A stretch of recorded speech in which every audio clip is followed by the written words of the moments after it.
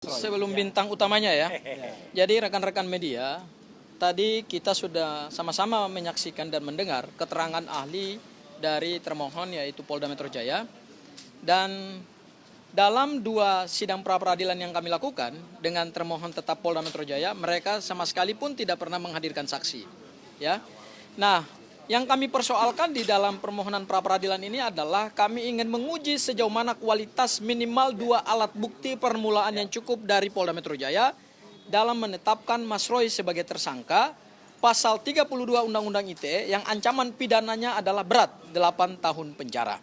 Ya, saya evaluasi sedikit bahwa pada saat kami menghadirkan pembuktian saksi-saksi, ada 4 saksi yang kami hadirkan dan 4 saksi itu adalah 4 saksi yang diperiksa pada pokok perkara itu tidak mengetahui, tidak melihat, tidak mengalami suatu peristiwa yang diduga peristiwa pidana berupa meretas, menghacking, menghilangkan, merusak, memanipulasi data elektronik sehingga data elektronik tersebut tidak bisa lagi diakses.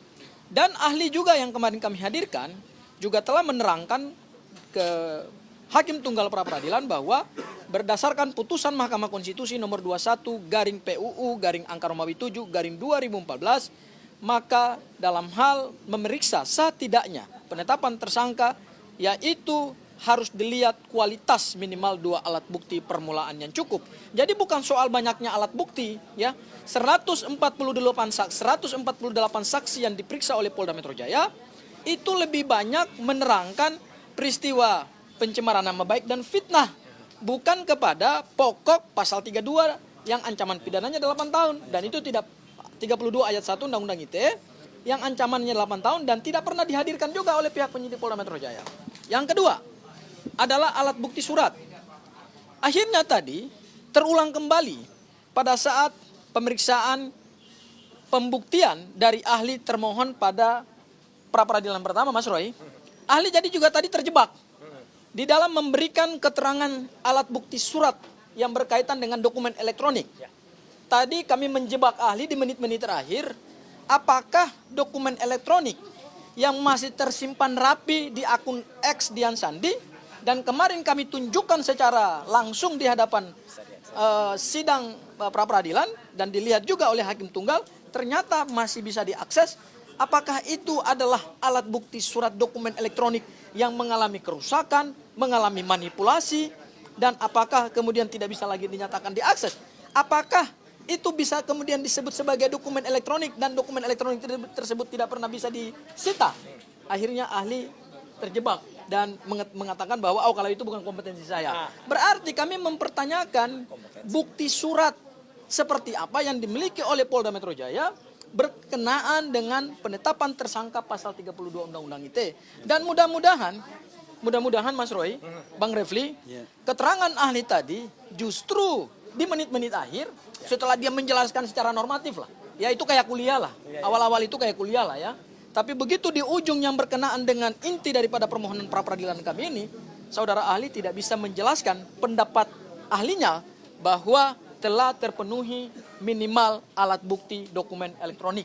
Karena dokumen elektronik tersebut tidak pernah mengalami kerusakan, tidak pernah bisa hilang dari ruang cyber karena sampai hari ini masih bisa diakses, dan mudah-mudahan berdasarkan persesuaian bukti, baik keterangan saksi kami, kemudian keterangan ahli kami, dan kemudian keterangan ahli dari Polda Metro Jaya yang menegaskan bahwa alat bukti dokumen elektronik itu tidak pernah bisa dibuktikan dalam persidangan ini, maka mudah-mudahan bisa dikabulkan. Ya, bisa dikabulkan, yaitu menggugurkan pasal 32 Undang-Undang ITE, bukan menggugurkan pokok perkara ya. Ini perlu saya tegaskan dulu ya. Menggugurkan pasal 32 Undang-Undang ITE ayat 1 di dalam surat dakwaan. Sehingga nanti setelah ini kami akan mengajukan kembali permohonan pra-peradilan untuk pasal 35 Undang-Undang ITE karena kami ingin melakukan challenging ya atau mensomir ya termohon secara parsial. Pasal-pasal penetapan tersangka itu kami ingin cicil parsial. Kenapa kami ingin cicil parsial?